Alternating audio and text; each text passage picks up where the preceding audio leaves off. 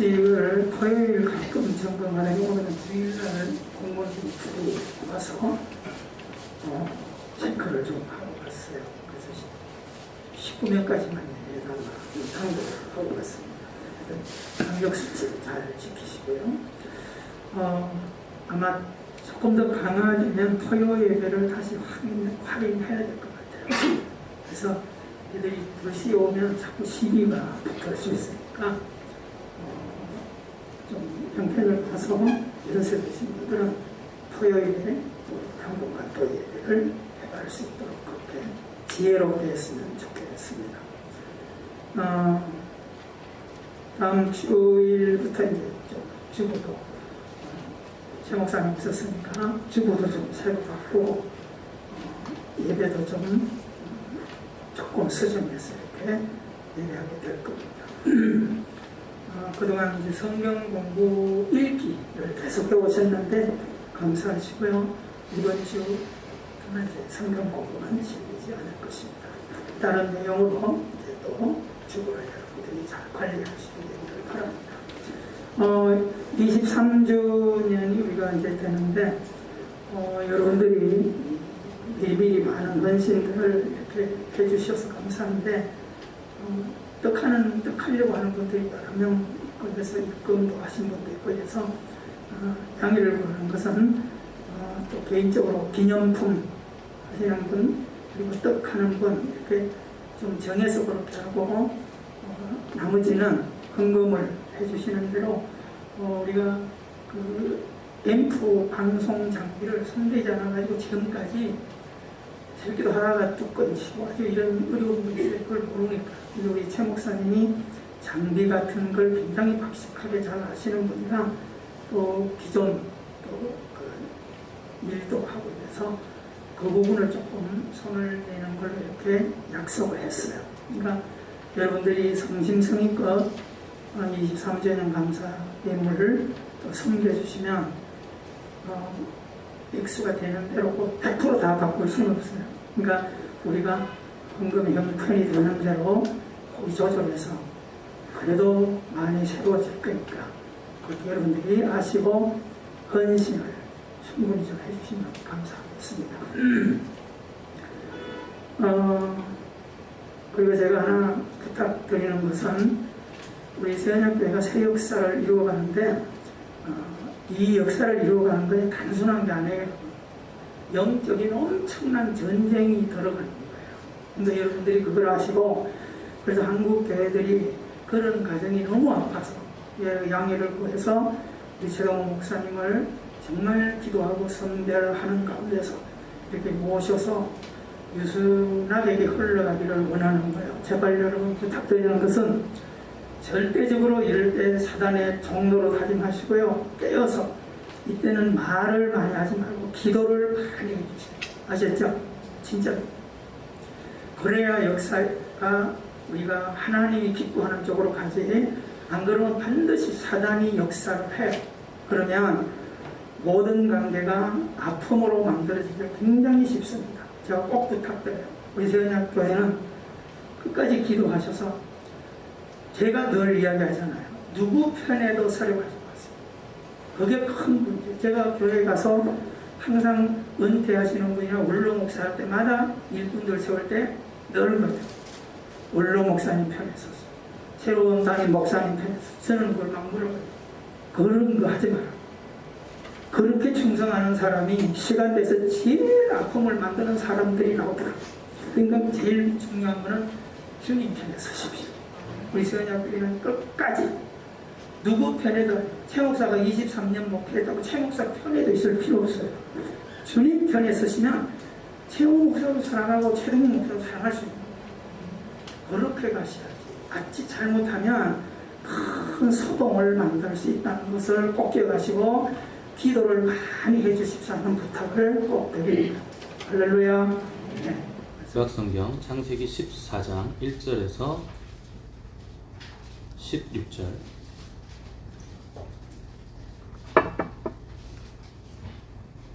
한 절씩 교독하겠습니다. 제가 먼저 1절을 읽겠습니다.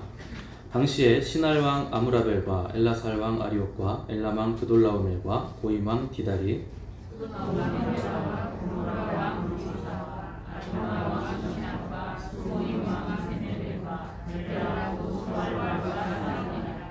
이들이 다 시딤 골짜기 곧 지금의 여매에 모였더라.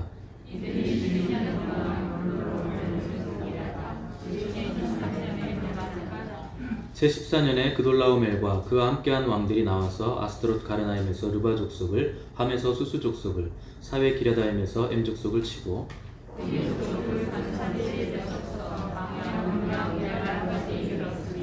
그들이 돌이켜 엠 미스밧 곧 가데스에 이르러 아말렉 족속의 온 땅과 하사 손다말에 사는 아마리 족속을 친지라.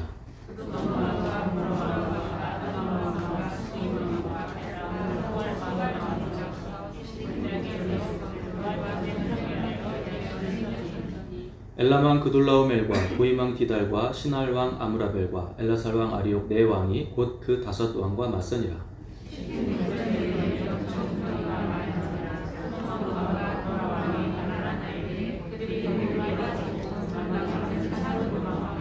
네 왕이 소돔과 고모라의 모든 재물과 양식을 빼앗아가고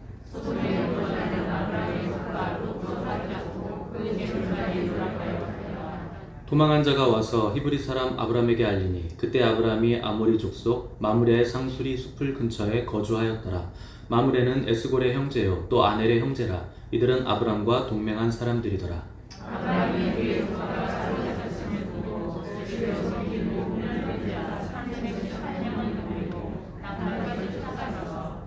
그와 그의 가신들이 나뉘어 밤에 그들을 쳐부수고 다메섹 왼편 호박까지 쫓아가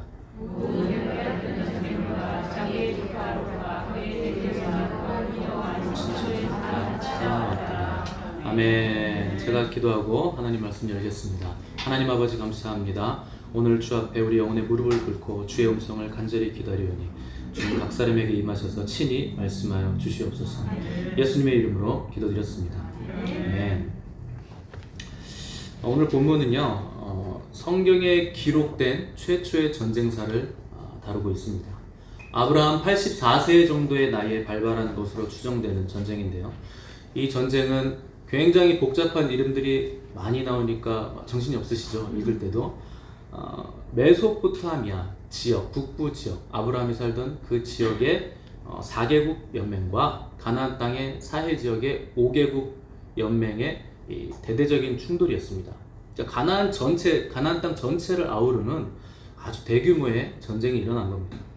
이 전쟁의 원인은요, 가나안에 있던 그 5개국 연맹들이 그 메소포타미아에 있는 왕에게, 이름이 이제 좀 이상한데 그돌라오멜이라는 왕에게 조공을 바치던 국가들인데, 어떤 일인지 12년 동안 잘 바치다가 13년째 되던 해에 조공을 안 바친 겁니다. 그돌라오멜 왕이 이것들 봐라, 혼을 내줘야겠군 해서 전쟁을 일으켰는데, 자기들 주위에 있는 연합국 4개국을 이끌고 가나안을 향해서 오면서 가나안 사해 지역, 지금의 이제 염해죠, 소금바다, 거기 지역에 있는 5개의 나라 왕들을 혼내주기 위해서 출정을 한 겁니다. 당시에 그 리더가 엘람 왕 그돌라오멜인데 아주 무시무시한 전쟁광이었습니다. 그 주변 국가들에게는 공포의 대상이죠. 사해에 있던, 가나안에 있던 이 5 왕들은 이 그돌라오멜 왕의 용맹함과 잔악함 때문에 어쩔 수 없이 12년 동안 조공을 바친 거예요. 근데 왜 14년째 갑자기 조공을 바치지 않았는가? 원인은 알 수가 없습니다. 분명한 것은 이 전쟁의 원인은 조공을 바치지 않아서입니다. 여러분, 이 땅에 전쟁이 왜 일어날까요? 탐욕, 이기적인 욕망 때문에 전쟁이 일어나는 겁니다. 그래서 야고보서 4장 1절에 보시면 너희 중에 싸움이 어디로부터, 다툼이 어디로부터 나느냐? 너희 지체 중에서 싸우는 정욕으로부터 나오는 것이 아니냐. 성경은 싸움과 다툼이 인간의 정욕과 이기심에서 나오는 거다, 다른 이유 없다, 이렇게 진단하고 있습니다.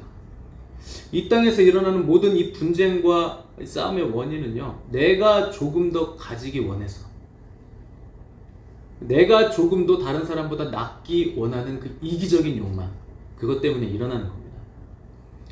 여러분, 아담과 하와가 과일이 없어서 선악과를 따먹은 게 아닙니다. 과일은 지천에 널려 있었어요. 왜 거기에 손을 대고 입을 댔을까요? 조금 더 나아지려는 것. 네가 하나님과 같이 될 수 있다. 이미 하나님의 형상을 닮았고 하나님의 영으로 충만해서 그대로 하나님 아래에 있었으면 계속 성장해서 하나님과 방불한 존재, 영원토록 살 수 있는 존재가 될 수도 있었는데 그거를 빨리 넘어가서 내가 하나님을 이기고 싶은 거예요. 이 욕망 때문에 과일이 그렇게 지천에 널렸는데 선악과에 먹지 말라고 한 그 선악과에 손을 댄 겁니다. 이 뒤틀린 욕망들이요, 이 땅에 분쟁을 일으킵니다. 여러분, 교회 안에서도 아까 우리 최영 목사님 광고 너무 잘해주셔가지고 제가 마음이 너무 힘을 얻었는데 분쟁이 막 일어납니다. 교회 안에서. 어떻게 보면 세상보다 더 심하게, 하지만 이유는 가장 한심한 이유로 이 분쟁이 일어나는 거예요. 들어보면요, 말도 안 되는 문제입니다. 근데 그 문제 때문에 교인들이 막 서로 공격하고 서로 파가 나뉘고 결국에 법정 싸움까지 가고 별의별 일이 다 일어납니다. 다툼이 일어나는 교회들의 특징이 있습니다. 사실 오늘 목사님께서 광고하시면서 말씀을 다 전해주셨어요. 오늘 말씀 너무 감사합니다. 다툼이 일어나는 교회들의 특징이에요. 말씀보다 말이 많더라. 하나님 말씀보다 인간의 말이 많은 겁니다. 기도가 많아야 되는데 회의가 많은 겁니다. 예배 드리는 시간보다 회의 시간이 더 긴 거예요. 마음과 뜻과 정성을 다해서 회의하고 논쟁하고 다투고 싸워요. 지치지도 곤비치도 않고. 어떤 교회 당회가 열렸는데요, 4시간 동안 해결이 안 되니까 예수님이 나서셔가지고 얘들아, 이 문제 니네 예배 시간 다 되는데 그만하고 이거 이렇게 해결하면 된다 그랬더니 당회원이 예수님 가만 계세요. 당회원도 아니면서 왜 갑자기 나서세요? 그랬더라는 우스갯소리가 있습니다. 교회는요, 여러분, 옳을수록 큰 소리를 내시면 안 됩니다. 옳다고 옳은 목소리를 크게 내잖아요? 마귀가 틈을 탑니다. 우리가 왜 상처받을까요? 틀린 말 때문에 상처받는 사람 못 봤습니다. 틀리면 그거 아닌데 그거 이러고 말면 돼요. 옳은 말을요, 사랑 없이 하니까 상처받는 거예요. 여러분, 옳은데 왜 상처를 받나요? 옳은데 왜 싸웁니까? 정말 옳은데 양쪽이 다 옳으면 싸움이 안 나야죠. 그게 옳은 거라면. 그거 옳지 않은 겁니다. 뭔가 다툼이 생기고 분열이 생긴다? 그게 어떻게 옳은 겁니까? 애초에 옳지 않은 거예요. 교회 안에서 분쟁이 생기면요, 이게 굉장한 영적인 피로감이 생깁니다. 영적 피로감은요, 서로 비난하고 싸우고 깎아내리기 때문에 생기는 거예요. 교회가 언제 힘을 얻는가? 서로 돌아보고 사랑과 선행을 격려할 때, 그때 교회가 강력해지는 거예요. 근데 영적인 피로감이 와보세요. 힘이 쭉 빠져요. 사역하라고 하나님이 주신 에너지를요, 상대방 비방하는데 다 쓰고 있는 거예요. 그러면요, 사역을 다 내던지고 뒤로 빠져버립니다. 청년들이 주로 하는 건 잠수 타요. 산소통을 얼마나 큰 걸 가지고 잠수를 탔는지 나오지도 않고 몇 달이 돼도 안 나와요. 교회 안에서 기쁨을 느끼지 못하니까, 스트레스를 받으니까 교회를 떠나는 거예요. 마귀가 그토록 기뻐하고 바라던 그 일이 교회 안에서 일어나는 겁니다. 무리에서 떨어지면 뭐가 될까요? 사자밥이 됩니다. 우리 서연학교의 성도님들은요, 어떻게든지 공동체 안에서 서로 돌아보고 사랑과 선행을 격려해 주신 거예요. 공동체에서 떨어져간 지체들을요, 돌아보셔야 돼요.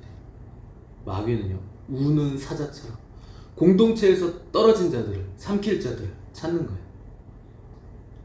5절에서 7절 보시면 이 엘람 왕은요, 소돔과 고모라를 포함해서 이 사해 5 왕을 혼내주기 전에 먼저 가나안에 있는 6개 족속을 쫙 점령하면서 내려옵니다. 다메섹에서 남쪽으로요, 700km를요 엄청난 속도로 질풍노도처럼 대장정을 지금 내려오는 거예요. 그런데 그들의 그 행군에 가나안 6개 족속이 추풍낙엽처럼 다 떨어졌습니다. 왜 그랬을까요? 큰 반경으로 가나안 지역 소돔 그 5개 연합군만 남겨두고, 주 전쟁의 타겟인 5개 연합군만 남겨두고 그 주변 지역을요 삥 돌아가면서 다 점령해버린 거예요. 혹시라도 전쟁할 때 동맹군이 파견되지 않게 하기 위해서. 다 끊어버린 겁니다. 먼저 주의를 다 끊어버린 거예요. 그래서 굉장히 그 큰 반경으로 움직이면서 전리품도 챙기고 포로들을 챙기면서 소돔 지역으로 이제 진군에 들어왔습니다. 그리고 마침내 이 대규모의 두 군대가요, 시딤 골짜기라는 데서 이렇게 딱 맞닥뜨리게 되는데, 시딤 골짜기는요 사해 남쪽에 있는 골짜기입니다. 거기가 뭐가 있냐면 천연 아스팔트 구덩이가 있는 거예요. 그 성경에서 역청이라고 했는데, 방주 만들 때 물이 새 들어오지 않게 하기 위해서 발랐잖아요. 역청은 이거는 천연 아스팔트 기름이죠. 여기에 끈적끈적하게 돼 있는 구덩이여서 빠지면 거기서 나오기가 힘들고 굉장히 고생을 하는 그런 구덩이입니다. 이 사해 지역의 왕들이 자기네 지역에 그게 있으니까 이 엘람왕 그돌라오멜이 연합군과 올 때 이걸 이용해서 우리가 전쟁을 하면 이길 수 있겠다, 이런 묘안을 딱 짜낸 거예요. 그돌라오멜이 워낙 전쟁을 잘하니까. 그래서 준비를 딱 이 적들을 물리칠 계획을 했는데 어떻게 된 이유인지 모르겠지만 자기들이 파놓은 함정에 오히려 자기들이 빠지게 됩니다. 거기서 허우적대다가 결국에는요 전쟁에서 대패해버려요. 살아남은 자들은요 포로로 끌려갔는데, 포로들 중에 이 롯과 롯의 가족들이 포함되어 있었습니다. 이 가까스로 이게 탈출한 포로가 아브라함에게 와가지고 이 사실을 알려줘요. 당신의 조카 롯이 포로로 끌려갔습니다. 여기까지가 이게 13절까지의 스토리입니다. 자, 지난주에 봤듯이 욕심을 쫓아서 아브라함을 버리고 부유한 도시 이 소돔으로 승승장구하며 이주했던 롯이요, 너무나 짧은 시간에 비참하고 급격하게 무너져 버립니다. 전쟁이 나기 전까지는요 롯의 미래가 굉장히 희망차 보였어요. 뭐 지금으로 보면 제일 좋은 강남 땅 한가운데 타워 팰리스에 딱 집을 마련해가지고 들어간 거예요. 주변에 막 상업적인 인프라가 쫙 깔려있는 거예요. 스타벅스도 있고 맥도날드도 있고 연예인들이 운동하는 헬스클럽도 있고 수영장도 있고 유명한 셰프가 운영하는 그 레스토랑에서 뭐 미슐랭인가 뭐 그런 데서 먹고 자녀들이 갈 학교는 가나안에서 최고의 엘리트들만 간다는 아주 그런 학교. 근데 여러분, 자신의 선택이 얼마나 어리석었는지 깨닫지도 못했는데 쓰나미처럼 밀려오는 이 제국의 군대에게 약탈을 당하고 결국에 전쟁 포로로 끌려갑니다. 하룻밤의 꿈이 된 거예요. 너무도 허망하고 짧게 롯의 전성기는 막을 내려버렸습니다. 그리고 롯은요 이제 노예의 신분으로 전락한 거예요. 전쟁에서 지고 포로가 된다, 이게 뭘 의미할까요? 살아도 산 것이 아닌 상황입니다. 차라리 날 죽여달라 이렇게 할 정도로 고통스럽고 비참한 게 전쟁 포로예요. 롯의 가족은요 이리저리 막 끌려다니면서 막 뼈 빠지게 중노동 하다가 죽어야 되는 신세, 그렇게 전락이 한 겁니다. 아브라함은요 어떤 삶을 살고 있었을까요? 자기의 수종들로 이루어진 군대가 최소 몇 명일까요? 318명. 이 318명은요 정예부대예요. 이거보다 훨씬 더 많았던 겁니다. 저는 우리 교회가 여기 몇 명쯤 올 수 있을까? 몇 명쯤 앉을 수 있지? 고민해 봤는데 한 3부 예배 드리면 318명쯤 되지 않을까? 잠깐 그런 생각을 했습니다. 설교 준비하면서. 하지만 여러분, 숫자는 중요한 게 아닙니다. 중요한 건 정예 인원이 있는 거예요. 이 13절 하반절 보시면 여러 사람들의 이름이 나오는데 마므레, 에스골, 아넬 뭐 이런 이름들이 나옵니다. 이 사람들은요 아브라함과 함께 목숨 걸고 싸울 수 있는 혈맹들의 이름이에요. 그러니까 이미 아브라함이 가나안 땅에서 꽤 많은 혈맹들이 있었다. 그리고 위험에 처했을 때는 얼마든지 이 사람들이 목숨을 걸고 아무리 무모한 전쟁이라도 함께 전쟁터에 뛰어들 준비가 되어 있는 사람들이다. 이걸 보여주고 있는 겁니다. 특이한 표현이 나오는데 14절 보시면 아브라함의 군대를 집에서 길리고 훈련된 자, 이렇게 표현을 합니다. 이게 무슨 표현이냐면 원어를 보시면은 돈으로 사지 않은 자들 이런 뜻이에요. 용병이 아니라는 뜻입니다. 노예도 아니고 종도 아닌 거예요. 그러니까 이건 가족들 같은 거예요. 아브라함 집에서 낳고 자라고 훈련받은 자들이다, 이런 뜻입니다. 왜 성경이 굳이 이걸 구분했을까요? 아브라함에게 가족같이 목숨을 바쳐 충성하는 사람들이 그 정도로 많았더라, 이걸 가르쳐주고 있는 겁니다. 그러니까 아브라함이 지금 가나안에 이주에 들어와서 꽤나 영향력 있는 사람이 되었다, 이걸 설명하는 겁니다. 왜 그럴까요? 그 공동체에 가면, 당시는 고대 근동이니까 이제 부족 사회거든요. 그러니까 위험도 많고 부족 간의 전쟁도 많고 들짐승도 많고 도적대도 많고 아주 위험한 시대였습니다. 근데 저 공동체에 가면 나의 필요를 충분히 충족해준다, 나를 보호해준다. 거기는 군대도 있고 그 군대가 결속력이 되게 좋고 그 군대에게 해주는 대우도 굉장히 좋다, 이런 소문이 난 겁니다. 그러니까 많은 사람들이요, 아브라함의 권속이 되기 위해서 찾아오는 거예요. 근데 그 찾아온 사람들이 그 공동체가 워낙 좋으니까 그 안에서 계속 살면서 거기서 결혼하고 자식을 또 낳은 거예요. 그 자식을 낳은 자들이 집에서 길리운 전사가 되는 겁니다. 그러니까 이 사람들이 아브라함에 대한 충성도가 얼마나 높았겠어요. 2세들이니까. 그들이 성장하기까지, 완전한 전사로 성장하기까지 아브라함의 곁을 떠나지 않았다. 이 설명을 성경이 오늘 우리에게 해주고 있는 겁니다. 어떤 사람들은요, 한번 딱 만났는데 다시는 만나고 싶지 않은 사람이 있어요. 힘들다. 반면에 어떤 사람들은요, 만나면 마음이 편한 사람들이 있어요.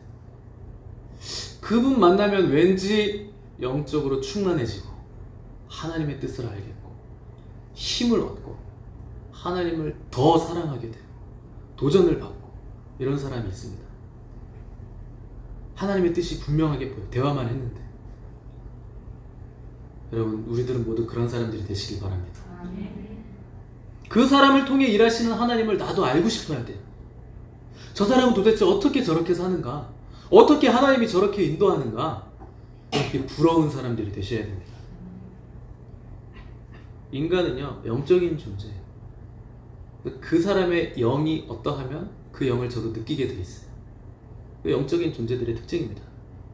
정서적으로 불안하거나 우울증에 잡혀 있는 사람은요, 옆에 그냥 있기만 해도 이렇게 스물스물 어둠의 기운이 와요. 그래서 제가 자주 하는 말이 있어요. 길을 다니실 때도 햇빛 쪽으로 다니십시오. 집에 있을 때 전기세 아낀다고 불 꺼놓지 마십시오. 창문 다 열어놓으세요. 그럼 우울해져요. 우리는 어둠에 속한 사람들이 아닙니다. 영적인 빛일 뿐만 아니라 물리적인 빛 가운데서도 거하셔야 돼요. 그래야 비타민 D도 생기고 건강해지고 코로나 그거 햇빛만 잘 받아도 낫는 병 다 이길 수 있는 겁니다. 우울해지면 면역력이 떨어지는 거예요. 그럼 어둠 속에 있지 마세요. 그늘 속에 있지 마십시오. 우울증 걸린 사람들 집에 가보셨습니까?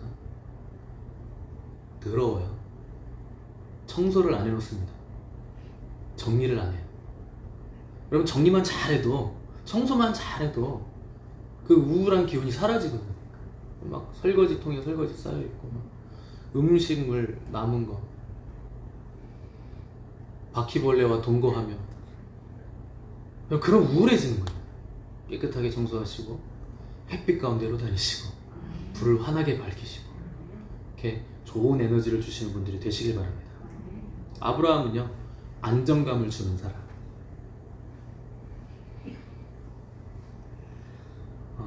당시의 다른 지도자들은요, 정복을 통해서 세력을 확장한 거예요. 이웃부락 습격하고 약탈하고 자신 따르지 않으면 죽이고, 생존자들은 노예로 만들고 여자들은 끌고 가고.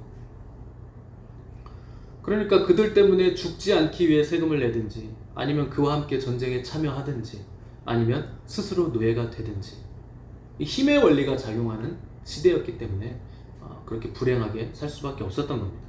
근데 아브라함은 그런 부류와는 달랐던 거예요. 약한 자들과 자신의 생명을 놓고 전투를 벌인 용맹하고 의로운 지도자였어요. 그러니까 사람들이 몰려들 수밖에 없었던 겁니다. 사람의 많음으로 따지자면 이 롯이 사는 그 도시에 사람이 많죠. 근데 롯 주위에 사람이 많아야 되잖아요. 인구가 많으니까. 근데 현실은 그렇지 않은 거야. 롯이 전 재산을 빼앗기고 사로잡혀 갈 때 누가 나서서 목숨을 걸고 롯을 지켰더라, 이런 구절이 성경에 없습니다. 그런데 우직해 보이고 요령이 없는 것 같고 산지 헤브론으로 가서 그 척박한 땅으로 간 아브라함, 유사시에 함께 목숨 걸고 싸워줄 동맹들, 혈맹들이 있었어요. 그 충복들도 벌써 수백 명이 넘었습니다. 사람의 인간관계가 언제 드러날까요? 위기의 때에 드러납니다. 여러분이 아파서 병원에 입원했을 때 전화 한 통화 없는 사람은 정리하시는 게 좋습니다.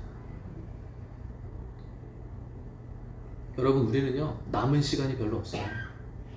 에너지를 여기 쓰고 저기 쓰고 할 시간이 없습니다. 집중하셔야 돼요. 함께 시너지를 일으킬 수 있는 사람들과 동행하셔야 됩니다. 위기의 순간에는요, 나와 함께 동맹하는 사람들이 누구인가가 정확히 드러납니다. 근데 인생에는요, 위기가 계속 오거든요. 재정 문제도 있고, 질병 문제도 있고, 자녀 문제, 배우자 문제, 기습처럼 위기가 계속 다가오죠. 그럴 때 절실하게 필요한 게 혈맹입니다. 피를 나눈 그 형제 같은 사람이 필요한 거예요. 우리는 그들을 동역자라고 부르는 겁니다. 제가 내리는 동역자의 정의가 있습니다. 내가 맞을 매를 대신 맞아줄 수 있는 사람. 내가 등에 맞을 채찍을 자기 등을 내밀어서 대신 맞아줄 수 있는 사람. 그럼 그가 동역자예요. 여러분 옆에 동역자 있습니까? 내가 어려울 때, 내가 힘들 때, 내가 공경에 처했을 때 내가 맞을 매를 대신 맞아줄 사람이 있나요? 저는 우리 세원학교의 모든 성도님들이 서로 간에 신실한 동역자들 되시길 바랍니다. 여러분, 서로가 서로에게 동역자들이 되셔야 돼요. 여러분, 시간이 없는데 우리가 뭐 싸우고 있습니까? 그럴 시간이 없어요. 여러분, 조금 부담스러우시겠지만 옆 사람에게 나는 당신의 동역자입니다, 이렇게 한번. 너무 부담스러우면 쳐다보지 마시고 그냥 말로만 그냥 나는 당신의 동역자입니다. 말하기도 좀 간지럽다. 옆구리만 한번 살짝 찔러주세요. 손만 한번 잡아주시고.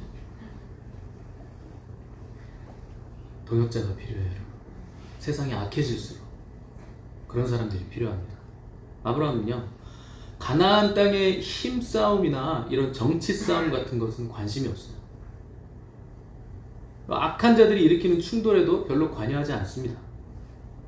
그냥 아브라함을 보면 80이 넘어서 되게 조용하고 기품 있어 보이는 노인 같은 거예요. 아, 참 인자하신 할아버지가 오셨네. 그냥 그 정도인 거예요. 근데 여러분, 아브라함은요, 평화의 때에 전쟁을 준비한 사람이에요.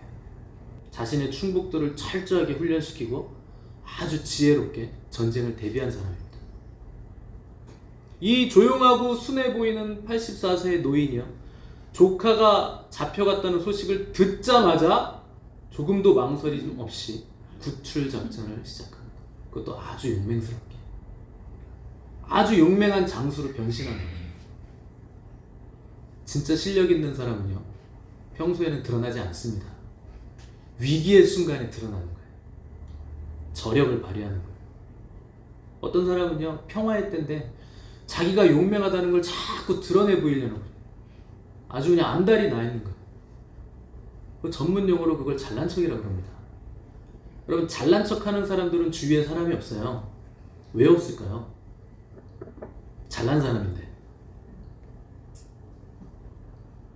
잘난 거 맞습니다. 잘난 게 맞는데 잘난 걸 자꾸 드러내니까 문제예요. 왜요? 잘난 척을 하면 주변에 있는 모든 사람은 다 못나지잖아요. 다 부족한 사람이 되잖아요. 그 사람 빼고는. 누가 그 사람 곁에 갑니까? 자꾸 자기 얘기를 하는데. 그 사람이 없는 거예요. 뭘 할 줄 알면 할 줄 안다고. 알면 안다고 계속 티를 내는 사람들은요, 주위에 친구가 없고 동역자도 없습니다. 여러분의 가진 실력은요, 결정적일 때만 드러나야 돼요. 위기의 때만 드러나야 돼요. 진짜 실력은요, 평화의 때 드러나는 건 실력이 아닙니다. 전쟁의 때 눈부시게 빛이 나는 겁니다. 이 롯이 포로로 잡혀갔다는 소식을 들은 아브라함이 318명을 소집해서 롯을 구하기 위해서 전쟁터로 뛰어듭니다. 14절 보시면 318명을 거느렸다 그랬어요. 이 정확한 표현, 히브리어 표현을 보시면 318명을 소집했다라는 뜻입니다. 이 표현을 히브리어 원어로 보면 되게 생생한데, 칼집에서 칼을 뽑았다라는 뜻이에요. 그러니까 위기의 때에는 칼이 어디 있었던 거예요? 아니, 평화의 때는 칼이 칼집에 있었던 거예요. 근데 위기의 때가 딱 오니까, 전쟁의 때가 딱 오니까 칼집에서 칼을 뽑았다. 이게 바로 소집했다의 의미입니다. 아브라함이 자신의 훈련된 자들을 칼집에서 뽑아둔 거예요. 그러니까 아브라함이 거느린 자들이 날카로운 잘 별은 칼 같았다는 거죠. 그 영화 같은 거 보시면 일본 영화에 그런 게 많은데, 검객에게는 필살기라는 게 있어요. 필살기는 뭐냐면 이 기술을 보면 반드시 죽는 거예요. 그러니까 아무에게나 보여주지 않는 기술이 필살기죠. 저 검객의 필살기는 뭐다 이렇게 말하는 사람은 없는 거예요. 그걸 보면 죽습니다. 이 기술을 사용하면 그 사람은 반드시 죽는다. 이게 필살기예요. 그러니까 검객끼리도요, 이 서로의 필살기가 뭔지 몰라요. 그냥 떠도는 소문만, 어떤 검객이 있는데 그가 필살기를 쓰면 뭐 어떻게 되더라, 뭐 이런 소문만 있는 거죠. 소문만 무성한 거죠. 왜요? 그 기술을 아무 때나 함부로 쓰지 않기 때문에. 그 기술을 본 사람은 반드시 죽기 때문에. 여러분, 위기의 순간이 왔을 때 여러분이 사용할 필살기가 있으셔야 돼요. 아무 때나 쓰는 게 아니에요. 그 필살기는요, 평소에 날카롭게 갈아놓은 칼입니다. 다윗은 필살기가 있었어요. 뭔지 아시죠? 던지는 거. 그걸로 사자도 이기고 곰도 이기고. 여러분, 국가적인 위기의 때가 왔을 때요, 다윗의 필살기가 빛을 발한 거예요. 여러분, 필살기가 있으셔야 됩니다. 여러분, 평소에 날카롭게 갈아놓으신 칼이 있습니까? 여러분, 그거 혼자만 간직하고 있으셔야 돼요. 드러내시면 안 됩니다. 인생의 위기 앞에서 여러분 꺼내야 될 칼이 있으세요? 준비해 놓으셔야 됩니다. 성경은요, 우리의 칼이 말씀이라고 가르치고 있는 거예요. 그래서 예수님은요, 어려서부터 이 말씀의 칼을 계속 갈아 놓으신 거예요. 사탄의 시험을 받을 때 이 분연하게 말씀의 칼을 칼집에서 딱 뽑으시더니 하나님의 말씀으로 쫙 다 이기신 겁니다. 시험이 올 때 말씀의 칼이 잘 벼려져 있으신 예수님께서 말씀으로 다 물리치신 거예요. 그럼 아침마다 출근길에 말씀을 묵상하십시오. 예배를 빠지지 않고 참여하시고 설교를 잘 들으십시오. 이게 다 하나님의 말씀의 칼을 갈아놓는 거예요. 그 위기의 순간, 전쟁의 때가 되면 이 평화의 때 갈아놓은 말씀의 칼이요, 위력을 발휘하게 됩니다. 우리는 평소에는 잘 몰라요, 여러분. 어렸을 때 외워놓은 말씀이 어느 순간 갑자기 머리에서 딱 가슴으로 내려오는 순간 무너져 내리는 거예요. 통곡이 터지는 거예요. 하나님이 그토록 나를 오랫동안 기다리셨구나. 나를 여기까지 하나님이 인도하셨구나. 그럼 그렇게 터지는 겁니다. 평화의 때는 알 수 없지만 전쟁의 때, 그때는 위력을 발휘하는 겁니다. 왜 많은 신자들이 위기의 순간에 넘어집니까? 평소에 말씀의 칼을 갈아놓지 않아서 그래요. 평화의 시기에 칼을 갈아놓지 않으니까, 평화롭다고 넋놓고 있으니까 위기의 순간에 무 하나도 못 자르는 다들 허약한 체질이 된 거예요. 교회는요, 말씀 위에 세워진 공동체입니다. 말씀을 묵상하고 말씀으로 사는 거예요. 이 말씀은 예수님이세요. 태초에 말씀이 계시니라. 그분이 예수님이십니다. 그래서 건강한 교회는요, 예수님의 말씀, 그 말씀으로 충만하고, 말씀으로 충만하면 예수님의 영으로 또 충만한 겁니다. 그래서 말씀과 성령의 교회인 거예요. 예수님의 말씀, 그 말씀은 예수님의 자신, 인격을 가지신 말씀. 그래서 말씀이 인격을 가지셔서 우리를 설득하시고, 우리를 기다리시고, 우리를 참아주시고, 기독교의 진리는 위대한 겁니다. 인격을 가진 진리이기 때문에. 말씀과 성령으로 충만한 공동체가 기초가 잘 다져진 공동체입니다. 63빌딩 올라갈 때 기억나세요? 처음에 우리나라에도 초고층 빌딩이 생기는구나 했을 때 1년 동안 펜스만 쳐놓고요, 아무것도 안 해요. 저거 언제 올라가지? 궁금한데 디자인 어떻게 나오는지 보고 싶은데 1년 동안 왜 아무것도 안 했을까요? 기초를 팠겠죠. 깊이 팠겠죠. 넓고 깊게 기초를 파는 시간이 필요합니다. 말씀과 성령으로 여러분 기초를 넓고 깊게 파셔야 돼요. 그래야 그 위에 뭔가 올릴 수 있는 거예요. 무작정 건물을 올리겠다고 하는 사람들 몇 층 올라가다가 다 무너집니다. 말씀과 성령의 기초가 없기 때문에 그래요. 지금 코로나로 인해 이제 막 모이기 힘들죠. 여러분 이런 때가요, 기초를 파기에는 진짜 좋은 때입니다. 말씀을 붙들고 깊이 묵상하십시오. 골방으로 들어가십시오. 여러분 지금은요, 골방에서 하나님과 1대1 교제 안 하시면 안 돼요. 세상이 어떻게 될지 몰라요.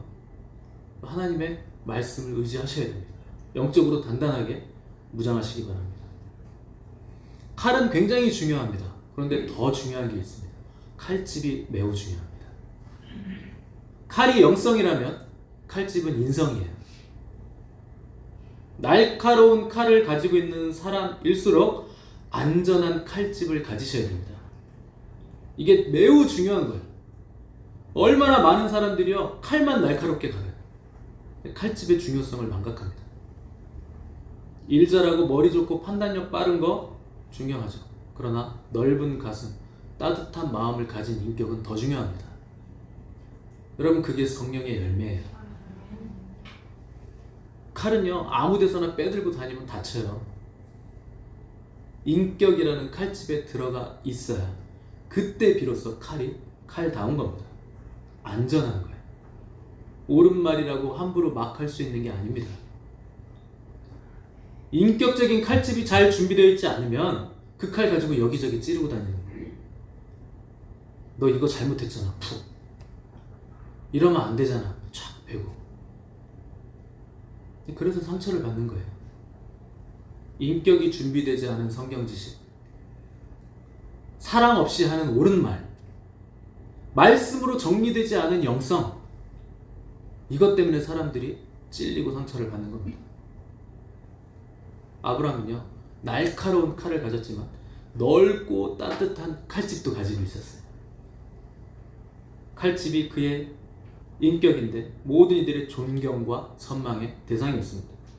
그래서 사람들이 아브라함에게 몰려들어서 자기들이 스스로 아브라함의 칼이 돼준 거예요. 힘을 보태준 겁니다.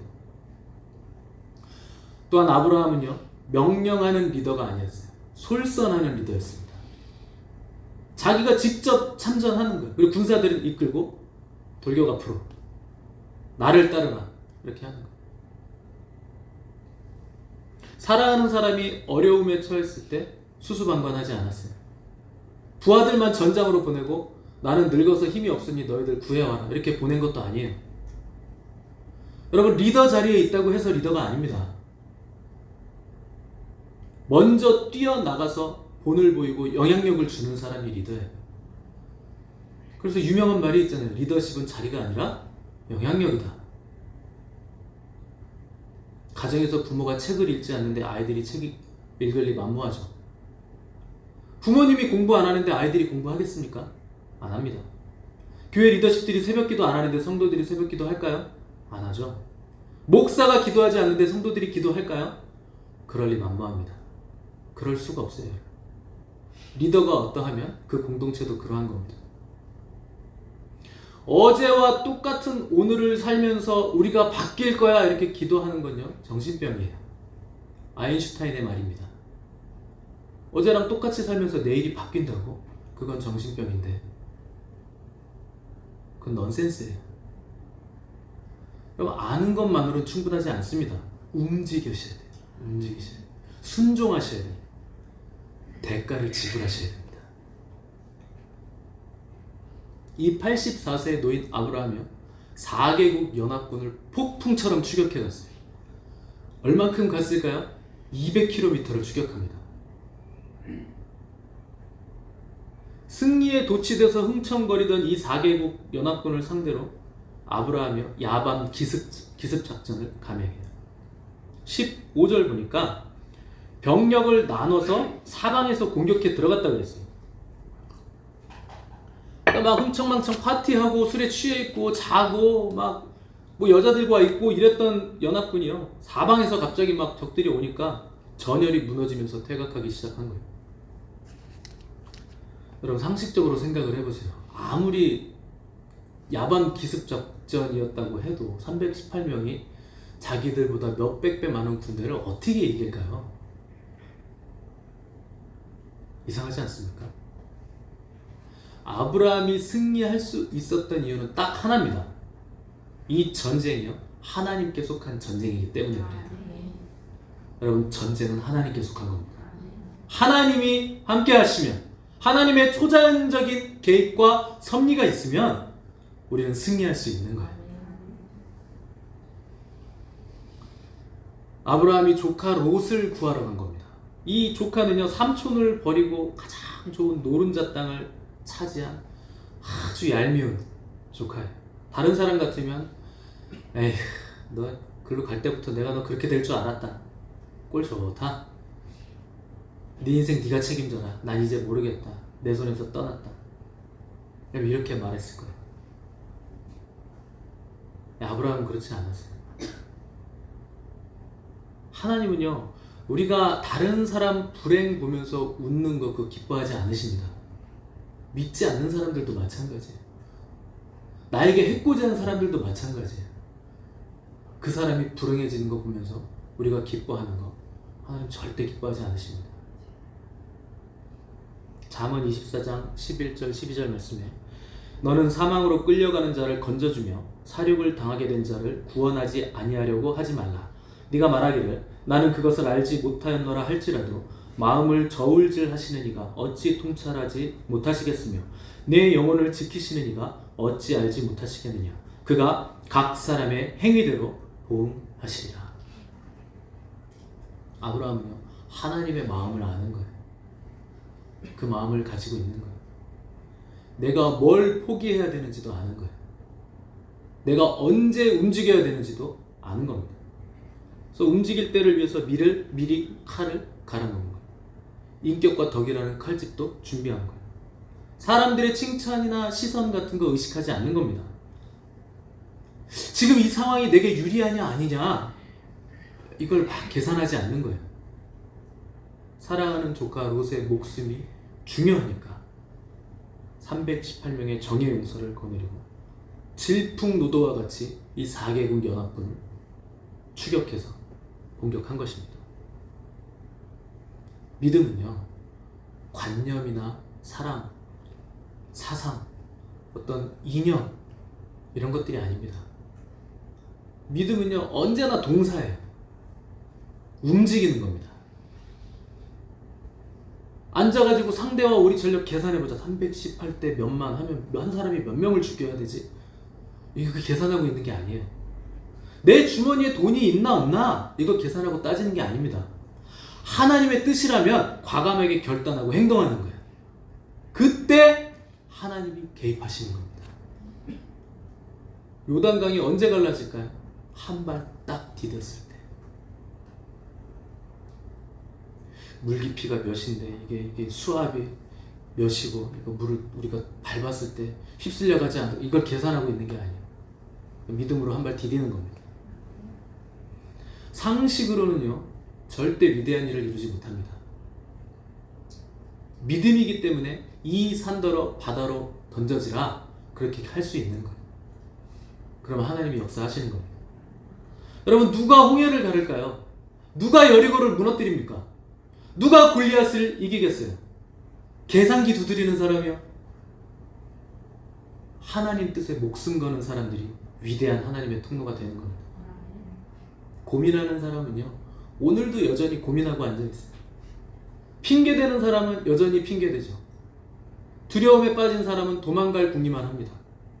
미루는 사람은 오늘도 미루고 내일도 미루고, 취직하면 교회에 헌신하겠다고 하고, 코로나가 잠잠해지면 교회에 나오겠다고 하고, 결혼하면 열심히 주의 일을 하겠다고 하고, 이번 일이 잘 돼서 대박이 터지면 내가 거액을 헌금해서 교회를 짓겠습니다. 이렇게 하는 거예요, 다들. 여러분, 제가 예언을 하나 할까요?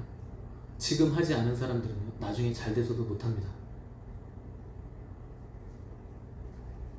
지금 100만원, 200만원 벌 때 11조, 10만원, 20만원 못하잖아요. 나중에 1000만원 벌 때, 1억 벌 때는 더 못합니다. 금액이 더 커지잖아요. 못해요. 지금 있는 환경에서 못하면 나중에 잘 됐을 때 더 못합니다. 결국엔 평생에 아무것도 못하고 주님 앞에 가야 됩니다. 너 뭐 하다 왔냐? 돈 벌다 왔는데요. 이거밖에 할 말이 없어요. 지금 나의 환경, 지금 나의 상황에서 하나님께 최선을 다해서 드리는 사람, 여러분, 이 사람이 믿음의 사람이고 승리의 사람입니다. 지금은요, 전환의 때예요. 세상이 바뀌는 때입니다. 준비의 때예요. 영성의 칼과 인성의 칼집을 준비하십시오. 곧 전쟁의 때가 옵니다. 내가 할 수 있는 것 주님께 드리십시오. 할 수 없는 영역이라면 하나님의 도우심을 간절히 구하시면서 여러분, 무릎으로 전진해 나가십시오. 하나님은요, 반드시 그런 사람 인생에는 개입하셔서 하나님의 위대한 역사를 반드시 이루어갈 것입니다. 기도하겠습니다. 하나님 아버지, 감사합니다. 하나님이 계시는 한 우리에게 불가능은 없습니다. 손해볼 것 같으나, 역부족일 것 같으나 하나님이 기뻐하시는 일이기 때문에 우리가 달려갑니다. 그 길을 가지 않으면 안 되기에 쓰러질지라도 다시 한번 굽혀진 무릎을 일으켜 세워 당당하게 나아가는 믿음의 용사들이 되게 하여 주시옵소서. 예수님의 이름으로 기도드렸습니다. 아멘. 우리 하나님께 감사와 영광의 박수 올려드리겠습니다.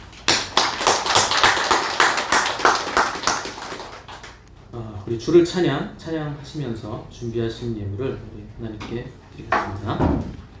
내게 몰려올 때에 나의 힘으로 그것들 모두 이길 수 없네. 거대한 폭풍 가운데 위축된 나의 영혼, 어찌할 바를 몰라 헤매이고 있으네. 주를 찬양, 손을 들고 찬양. 전쟁은 나에게 속한 것 아니니. 주를 찬양, 손을 들고 찬양. 전쟁은 하나님께 속한 것. 거짓과 속임수로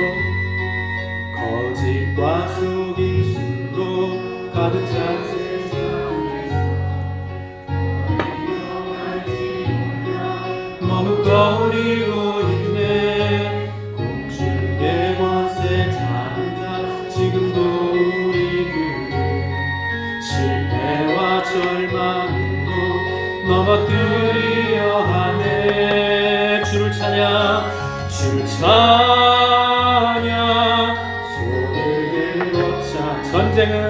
전쟁은 나에게 속한 것 아니니.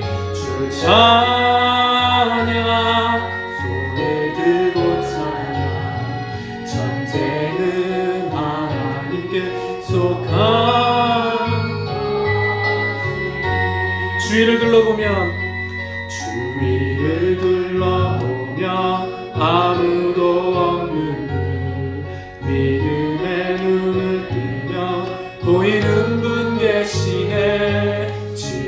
너네 안에서 역사하고 계시는 사랑과 어둠의 권세 물리치신 예수님. 아멘. 우리 손 들고 주를 찬양, 주를 찬양, 손을 들고 찬양. 전쟁은 나에게 속한 것 아니니 주를 찬양, 손을 들고 찬양.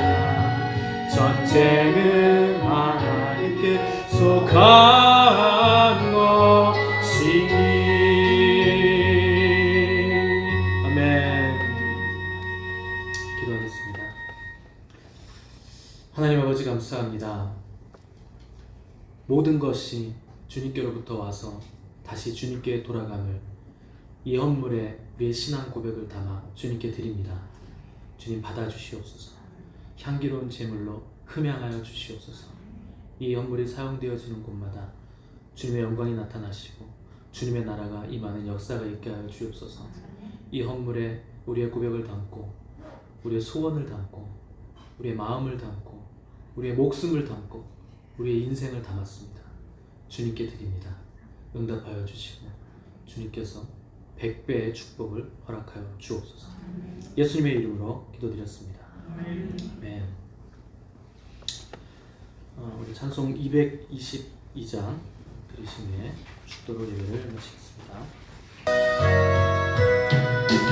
우리 다시 만날 때까지 하나님이 함께 계셔 훈계로서 인도하며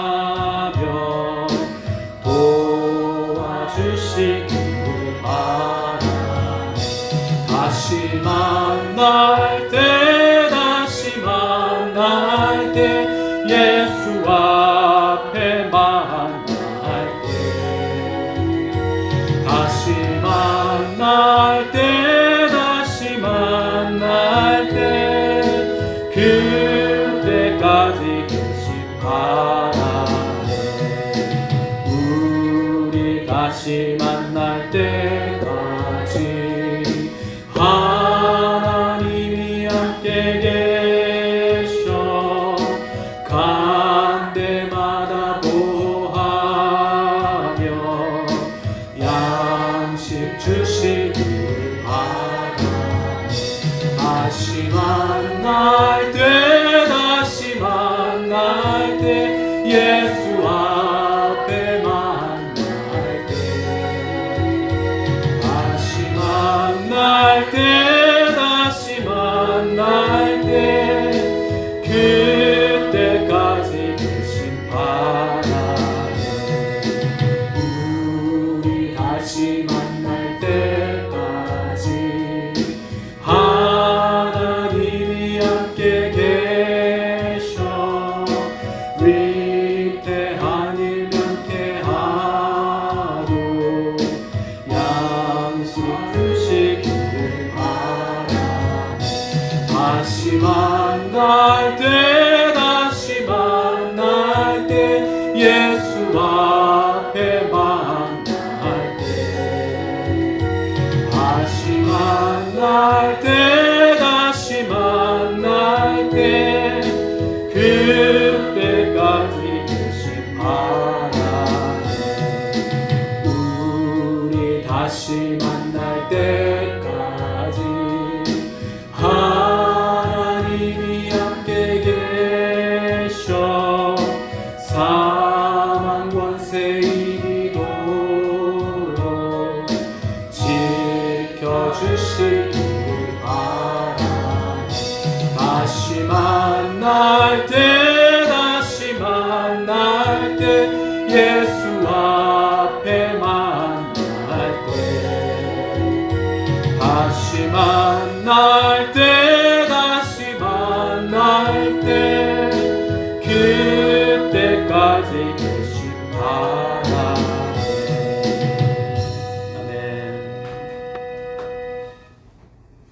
지금은 교회의 머리 되신 우리 구주 예수 그리스도의 은혜와 하나님 아버지의 무한하신 사랑하심과 성령님의 교통하심이 오늘 예배를 드린 우리 세원학교의 성도들 머리 위에와 저들의 가정과 직장과 생업과 이 나라 민족 위에 온 세계 열방 가운데 이제로부터 영원토록 함께 계시옵기를 간절히 축원하옵나이다. 아멘.